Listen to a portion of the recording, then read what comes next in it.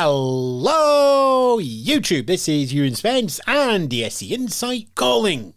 The national animal of Scotland is a unicorn. But Scotland doesn't enter Eurovision, so we'll let Israel borrow it for a bit.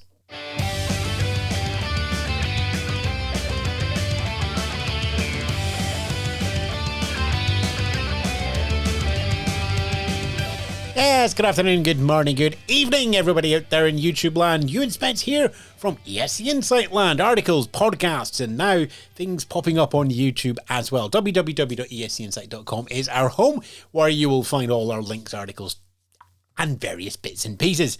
That includes Jukebox Jury, our song review podcast. That lasts 47 minutes an episode, so we've brought you the edited highlights of all of the countries and the songs here. As intimated earlier, the song is Unicorn. It's the entry from Israel. It's going to be sung by Noa Kirel. And joining me to review that song, Nova and Samantha Ross.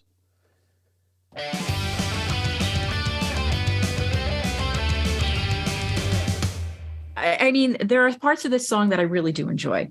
You know, I like a nice hands in the air, dance moment. There's great energy. She's obviously incredibly competent and confident as a performer. I like the fact that Israel has reached for arguably its biggest current star. I love to see a nation really take it seriously and send their big guns. There are two things that step me back, though.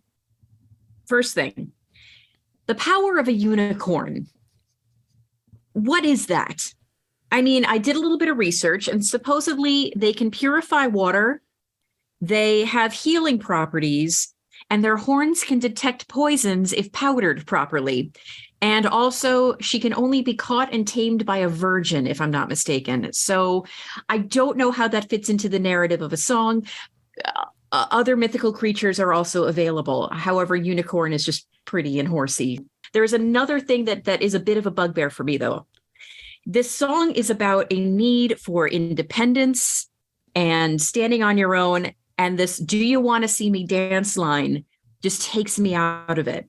I know it's a fun way to get into a dance break, the likes of Mata Hari and Cleopatra and all of that. But this sort of switch from the independence to a sudden need for validation, it also just reminds me of that scene in the new version of The Producers where Ula goes, "If you want it, flaunt it." He's like, "Hey, do you remember the part where Ula dance? Well, Ula dance again." And it just takes me out of it. Somebody else talk so I can stop ranting. I'm very, very torn about this song. Very, very torn, because there is a big part of me that really enjoys it. I enjoy listening to this. I do sing along to these god-awful lyrics, "the power of a unicorn." I enjoy it. I think this has potential to be a really fun moment in Liverpool. But when I learned that this was the artist we were going to be getting, I was very excited and then very disappointed when I heard this song, because her back catalogue is so much better than this song. And I think this is a very bizarre choice for her, because it doesn't really, she has done songs in a similar genre, but this is very much more bubblegum than I'm used to her. She normally has much more of an R&B kind of tinged. I don't know. I was very surprised. Presentation I'm looking forward to see, because it's always big budget. I do like a pop star moment. The one thing that drives me insane, I'm a very big K-pop fan, but you only have to have a passing knowledge or interest in K-pop, in Blackpink specifically, to only want to sing along. Blackpink in your area, in the dance bit at the end. When we get this like brass band bit at the end, "you want to see me dance?" That is practically lifted from Blackpink. They are so known for doing the dance bit at the end of their songs with percussion and brass instruments. And I like the idea of having a bit tacked on the end to give us a dancing moment. I'm not against that. I know some people are. Maybe we could have had something with a more unique sound, because to me, all I want to do is scream, "Blackpink in your area." It is an absolute hot mess, but a hot mess in not a brilliant way. It takes 4 seconds for me to get upset with this song. There's this big crash opening that promises so much, and nothing in it fits with the rest of the song. There's 4 or 5 seconds at the start of the song which have nothing to do with anything else. You might as well have put the 20th Century Fox logo up there, done the brass, and then went a long song ago in a national selection far, far away, and then end up watching Battlestar Galactica. It just doesn't connect. So I'm taken out of it straight away. It feels like there are 6 songs in here that have all been written especially for Eurovision, and a very tightly defined view of Eurovision. How can you settle this into one artistic vision when you get to the Liverpool stage? I think there might be something, if you look into the production notes of the song, that might give you a clue of how you take a established artist and try to chop her down and whittle her into a Eurovision form. One of the co-writers of the song is Doron Nedalier, who wrote Golden Boy, Made of Stars, Toy, Feker Libi.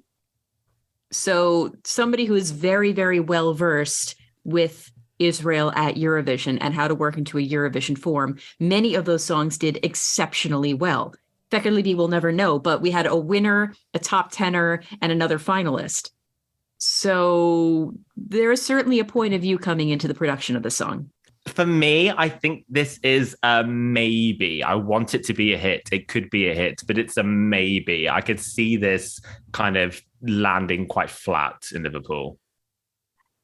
I'm with you. I'm also going to give this a maybe. I find this fun and enjoyable when I'm actually consuming it, but unlike a cotton candy song, which is a metaphor that I've used many times, a song that'll dissolve the moment that you're done consuming it, this song just leaves me with not a foul taste in my mouth, but just a strange taste in my mouth. Sort of like, I don't know, a licorice flavored cotton candy. I don't know. It's oh no. It leaves me with more questions than answers. Licorice flavored cotton candy is only a maybe?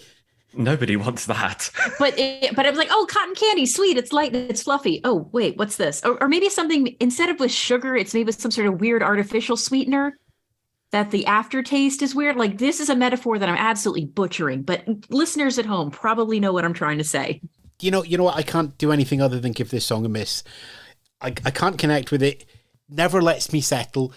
In a sense, I'm actually hoping that we'll get a really good DJ Stromby mix out of this, because I think I would prefer that. Just somebody else coming in and just giving this a sort of, you know what, we're just going to pour some oil over some troubled song and just let it settle down a little bit. But as it stands, as it's presented here, no, it is going to be a miss from me. Okay, right then, we shall carry on. But as always, you can leave your comments back at our website and on our socials, www.escinsight.com. Sam does have a podcast URL. She's going to say it now. No, she's not. She's lost him open. Oh, hey. Gotta be fast, gotta be fast, gotta be fast. You see, and now Nova's ready to mention the YouTube channel. 12 points winner. Excuse me, Sam. Excuse me, this I'm is just my stepping moment out now. everybody. I'm trying to reclaiming my time. YouTube.com/Novimpia.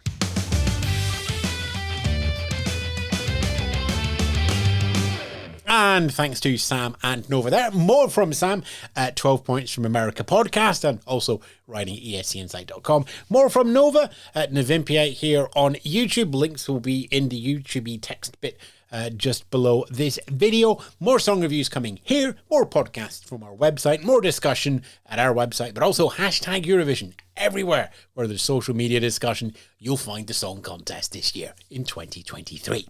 And if you come back here soon, we'll give you another song review. Ta-ra for now. You've been listening to the highlights of Jukebox Jury as we preview the Eurovision Song Contest 2023. Find out more and listen to our podcast, www.escinsight.com.